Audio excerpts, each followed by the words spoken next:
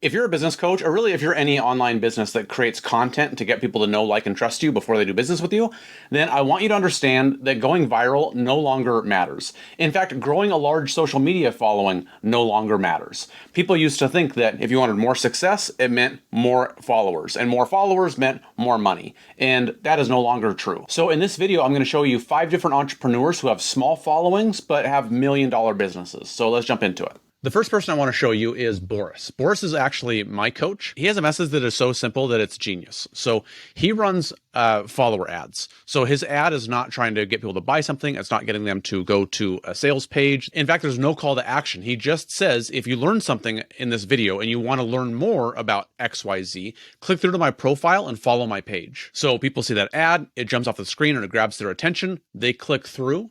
And then as they scroll, he just has tons of awesome content. And after they watch 1 or 2 or 5 or 10 more, they go, man, this guy's really smart. I want to learn more about this. And then they follow him. Then once they follow him, he does one of 2 things. One, he'll reach out and he'll say, hey, thanks a bunch for following. And he'll either ask, like, what did you hope to learn? What did you get out of that video? What made you want to check out more? Or he won't even make it a business thing. He'll just say, hey, I see that you live in Philadelphia. I love it there. What do you do? Just to get the conversation started. Sometimes those conversations will lead to business. Then he can talk about his service. Or if it doesn't, that's totally fine. The next thing that he does is just continually create content on a regular basis, both in his feed and in his stories. So maybe that conversation doesn't lead anywhere, but you start watching his content for a few days, a few weeks, a few months, and then eventually, when the time is right and they sufficiently see him as an expert, then the door reopens for that sale. I think a lot of people think that that sounds too easy, like you're not doing enough. Like, how could that work if you're not really doing much? We're not sending people to a landing page. We're not doing webinars. We're not making an overt sales pitch. But the thing is, when you look at his numbers, like here's just a quick screenshot that I noticed. Back in May, he did $71,000. And I know today in our private Slack group, he said that he's over $1 million run rate. And it's precisely because he's not selling. He's not being pushy. It's a totally organic kind of conversation-based approach that brings people to him. The content heats them up. And then it just naturally leads to a sale for the people that it's the right fit for. But it all comes down to consistency and nurturing those prospects. So the second person I want to show you is Sean Anthony. Sean does something very similar, and you can see, I forgot to tell you, Boris only has 5,700 followers. So it's not like, hundreds of thousands or millions of followers like a lot of, business gurus aspire to get to. So Sean, he only has 1,700 followers. And in fact, this is, well, maybe even a bad argument for my case. He doesn't even post content that much. The last content was from February 16th. But what he does very well is he runs ads. He's always running ads. And you can see a lot of these are about growing your email list. So here's some of his ads. And then a lot of these are downloads. So he runs the ads, he gets you to opt in with your email address, and then he'll send you whatever the lead magnet is on these. And then once you're on his email list, he emails every single day, if not multiple times a day. And his emails are great. Like they're great content on their own. Sometimes it's an overt sales pitch. A lot of times it's just teaching. It's actionable stuff that you can actually implement. And I look forward to reading his emails all the time. And then while he doesn't post that much, he is always active in stories. I'm filming this a couple days after July 13th, so this might not be a great day to be showing you content on Instagram, but he's always posting in the stories. So he runs an ad, he offers you tangible value, you opt in for his download. Once you're on his email list, you get his emails every single day. And then if you follow him when you're on Instagram, he's in his stories every day, and it just makes him look personable, it makes him look real and relatable, and it becomes just like a little piece of your day. He owns a little bit of real estate in your phone and in your mind. So this is a recurring theme with all of these examples. He has kind of like these mutually reinforcing pieces. It's not just an ad, it's not just content, it's not just email, it's all those pieces together. They reinforce each other, and pretty soon you see him as an expert.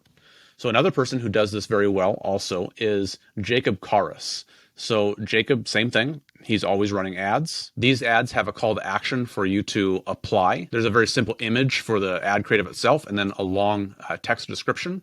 And as you can see here, he has multiple, he's just using the dynamic creative where he has one image, but there's 3 different sets for the description. This ad is sending the viewer to a video to watch. This ad, same thing, same creative, multiple descriptions. And the cool thing here is there's not actually even a call to action. He just has this long piece of text description. And then in the bottom, he says, when you're ready for daily sales, you'll know where to find me. I love that. In fact, the reason he even came across my radar is I saw an ad from him. There was just a picture of him at his desk and a link that said subscribe underneath. That was it. There wasn't even any description. There was no other text on the ad itself. And I just thought, man, really, if you kind of take a step back and you think about the whole kind of the formula of an ad campaign is essentially it's AIDA, AIDA, attention, interest, decision, action, right? So the ad, everybody has like these formulas you have to follow. It actually doesn't matter. All you need to do is just get somebody's attention and then say something that gets them interested and then get them to make a decision, which is to bite on your call to action. So like in his case, it could be watching a video or applying like we've just seen. Well, his attention, he didn't even use a headline or a hook or anything. His attention was just the mystery of why is there just an image in my feed with no other context whatsoever? And in a whole world of like these over the top, like in your face hooks, that itself was the best possible hook. That got my attention more than all of the over the top hooks that I see. So he runs that ad to grab your attention, and then his content that establishes the interest, and he posts all the time. And then one really awesome thing that he does, you see all of these posts, how the image is just text, and then it continues in the description. Well, what he also does with this, I'm on his YouTube channel now, and he has all of these videos where he's just kind of like what I'm doing right now. He's doing a screen share video, but essentially he's reading text that he wrote. So he'll write out an article or even just bullet points or whatever it is, and he'll read through it on screen like this, and that becomes a YouTube video. And then he posts a screenshot of the first couple paragraphs, and that becomes his image for social media. And then the rest of that document becomes the description. And then he'll also take that entire piece of text and then he emails it to his list. So one original piece of content, which is an article, and then him filming himself talking about it, becomes his email content, his social media content, his YouTube content, his stories. Literally all of his entire ecosystem comes from him reading one article. And then his entire business comes down to just a handful of pieces. He has a group coaching program for people who are under $10,000 a month. He has a more premium inner circle group for people over $10,000 a month.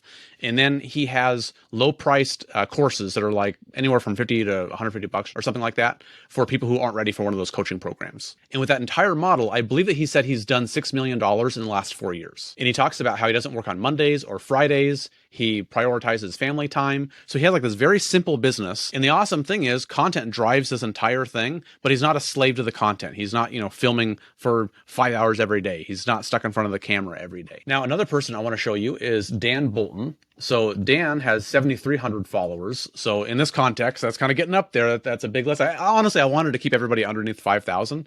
So he's at 7,300, but look at this.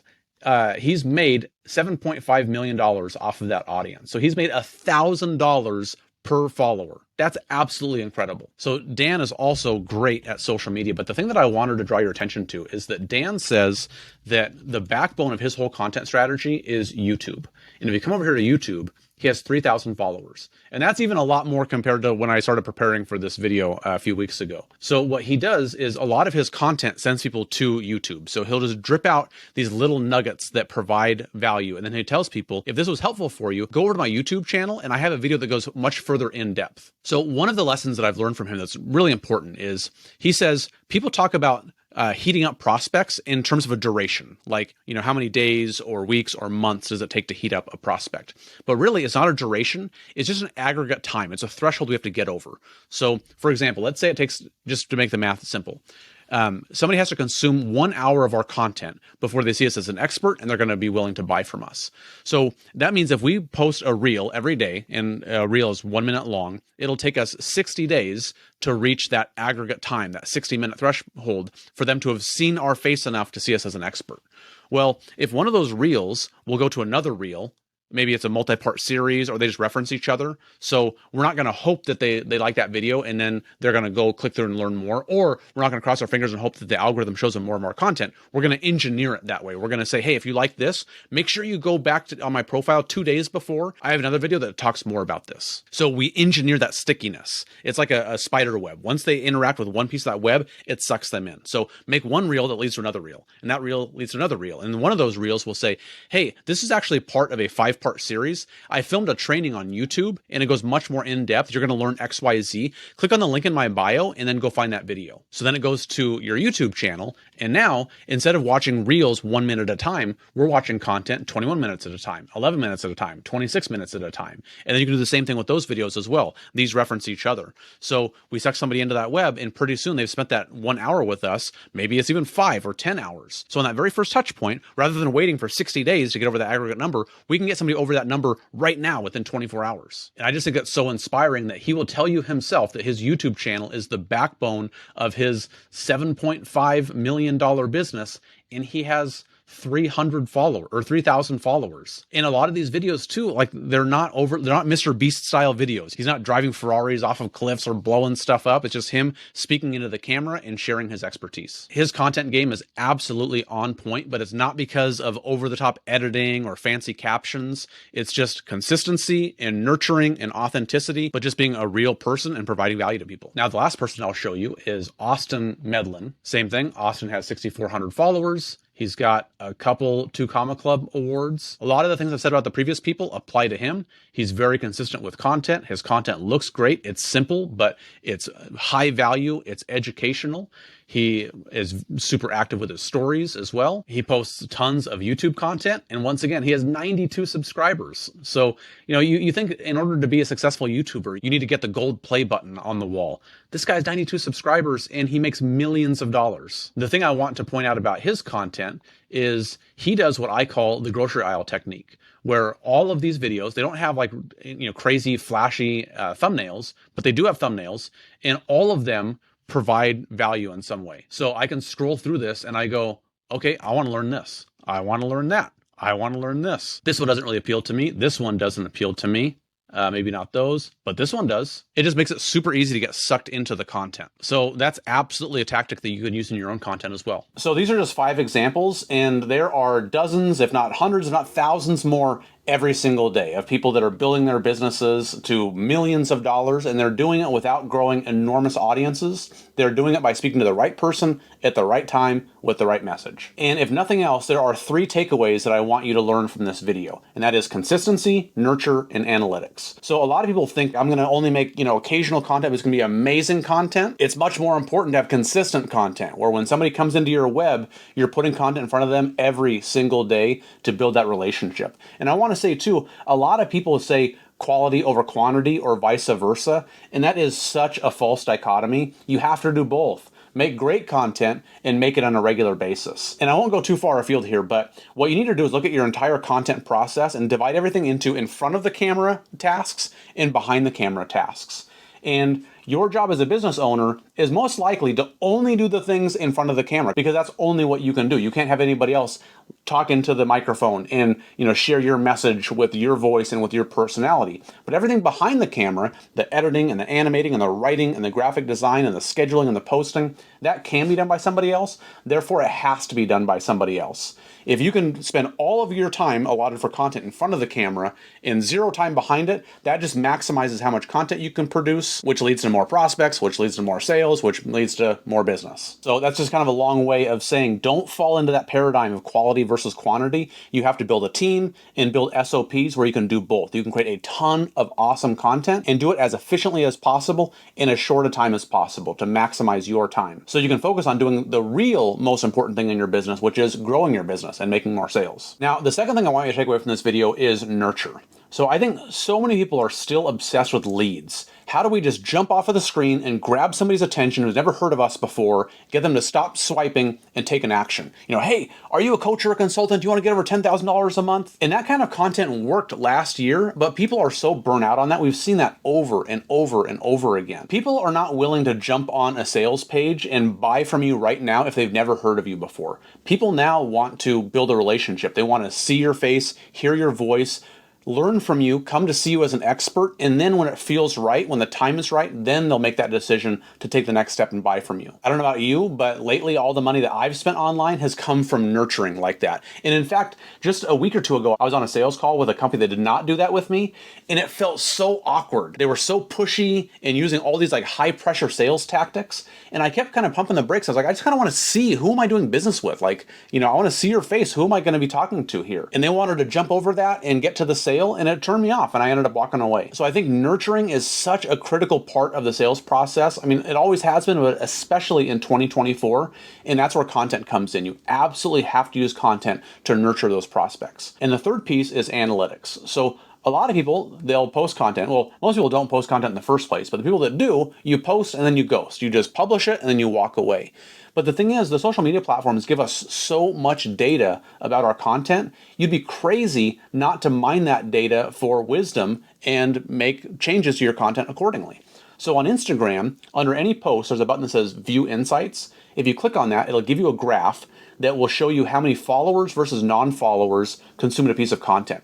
We compile all that data for our clients in a spreadsheet, and then we can sort, what were the top 5 posts that attracted non-followers? And then what were the top 5 posts that resonated with current followers? And when we do our filming sessions, we'll take each one of those things and just ask ourselves, why do we think that did well? And how can we expand on those same ideas? How can we dig deeper? How can we say the same thing in new ways? So with every filming session, we continually hone our messaging and make it razor sharp to speak to those people, to attract new audiences and then heat up our current followers. This is such an important piece of the puzzle that people kind of skip over, because if we're going to be creating consistent content, we're creating nurturing content, we have to then be learning from that. All the content that we post is just more data that we can collect, and then we need to iterate on that data to continually refine that messaging. And that's how we create content that resonates on a really visceral level with our audience. So do that for yourself. Be consistent, nurture your audience, and track the analytics. If that was helpful for you, I'd love it if you would leave a thumbs up. If you have any questions whatsoever, leave a comment below or shoot me a DM or an email. You know how to get a hold of me. The next step after watching all this content and hopefully taking some action